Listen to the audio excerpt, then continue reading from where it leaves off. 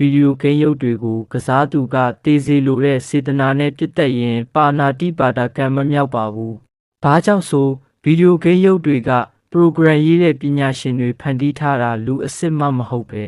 ။ကစားသူဟာတေးစေလိုတဲ့စေတနာရှိတယ်တက်တယ်တေးတယ်ဒါပေမဲ့လူအစစ်တက်ရှိအစစ်မဟုတ်လို့ပါဏာတိပါဒကံမမြောက်ပါဘူးဒါပေမဲ့မကောင်းပါဘူးအဲ့ဒီလိုဂိမ်းမျိုးကိုကစားပါများလာလို့အပြင်လောကကလူတွေကိုအဲ့ဒီလူတူအယုတ်လိုမြင်လာရင်ဘယ်နဲ့လုံးမလဲအလုပ်တစ်ခုဟာလုပ်ပါများရင်အလေးချင်းဖြစ်သွားရကနေအဲ့ဒီအလေးချင်းကမိမိရဲ့စိတ်ပိုင်းဘဝကိုလွှမ်းမိုးသွားတတ်တာမို့အယုတ်တွေရဲ့အမူအကျင့်ဟာမိမိရဲ့အမူအကျင့်တွေဖြစ်သွားတတ်တယ်ဆိုပါစို့စိတ်ကြမ်းလူကြမ်းဖြစ်သွားနိုင်တယ်